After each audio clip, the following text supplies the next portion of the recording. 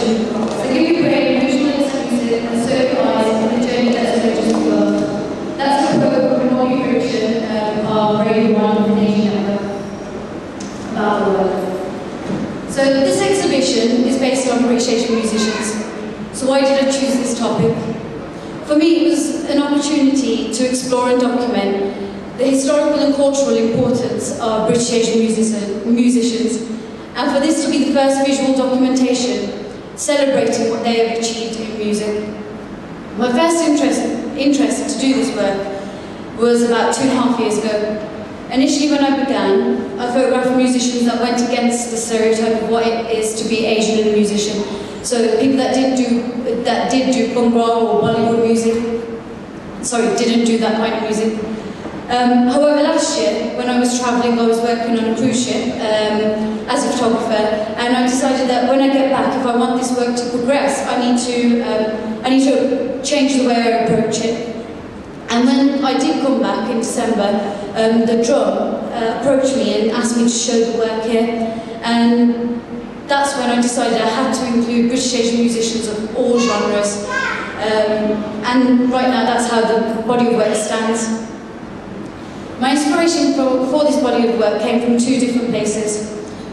The first was when I first started working freelance in an Asian network on Bobby Friction's specialist music show. And the show itself was in its infancy then, it had just begun. And it really opened up my eyes to the incredible amount of diverse music being produced by British Asian artists. The other inspiration came from a photographic exhibition I went to go and see at the National Portrait Gallery. It was called Devotional. It was based on British black female musicians. And when I saw it, it just blew me away because it was not just the photographs themselves from a whole range of photographers, but also the way it was curated and displayed. An artist called Sonia Boyce had inscribed the names of 170 black British female musicians all along the walls, all along where the photographs were. And what really stuck out to me was the names of MIA and Veronica. And I looked at it and I thought, well, why isn't there work about these musicians, about British Asian female musicians? And so with the combination of the music that I'd heard at Asian Network on Bobby's show, having worked there, and then also this exhibition, it kind of sparked what I've done here now. I decided to title the work British Asian Musicians because for me, my identity is very much just that. I couldn't be one without the other. As much as I have my cultural roots and the ancestry with that, I was also born and bred in this country and in this very city. And it's given me all the opportunities that I've had that my parents never had. And for this work, I wanted to explore the musicians who, like me, had been born and brought up in the UK, but had roots in South Asian countries. These are musicians I relate to. These are musicians that other people also relate to, and in certain respects, these musicians have come to represent second and third generation Asians, British Asians. So it's an easy title for me to choose. It is what it is. Technically, in terms of the technical aspect of the photography, I shot all this work on medium format camera, using Fujifilm and Mamiya 7 II camera.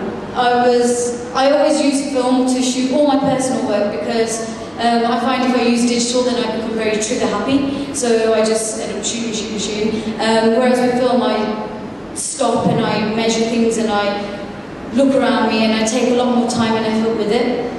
And something that's, I suppose, different from this work to my previous work is with, for instance, the women's football work I did.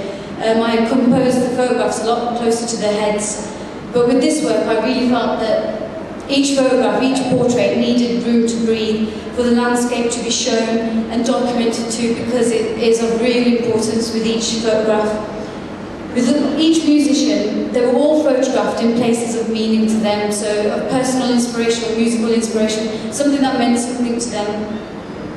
And I suppose what I loved the most about this photography body of work, working on it, was getting to meet the musicians, getting to spend time with them, and photographing them in places that really meant something to them, and really being made to feel a part of something very important to them and what has made them who they are, and especially in terms of music.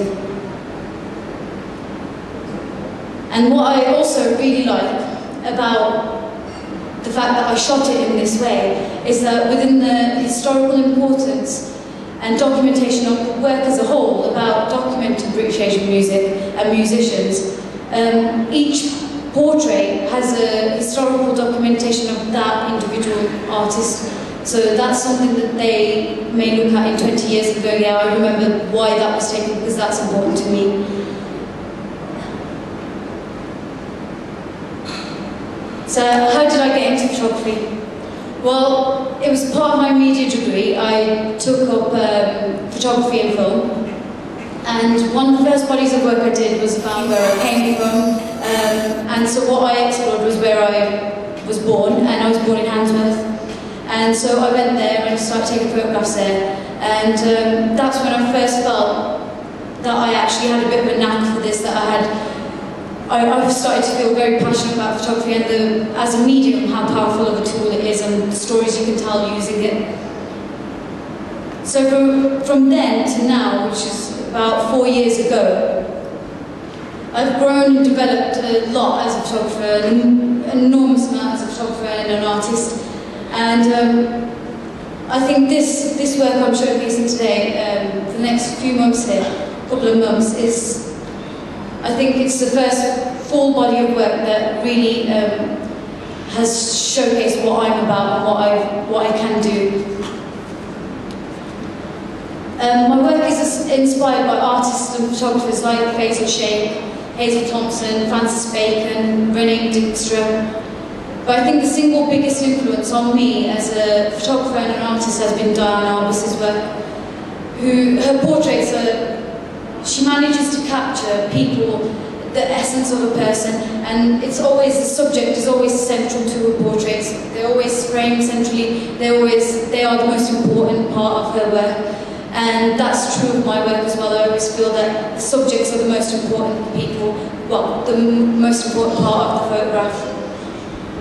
I'm always trying to tell individual stories and trying to show a sensitivity to the situation and the personalities involved within the larger context of the body of work. I'm also hugely influenced by Faisal Sheikh and Hazel Thompson, who create powerful photographs documenting important social issues. I really believe that photography can make a difference and can highlight, show or document important issues and social issues within our society and around the world.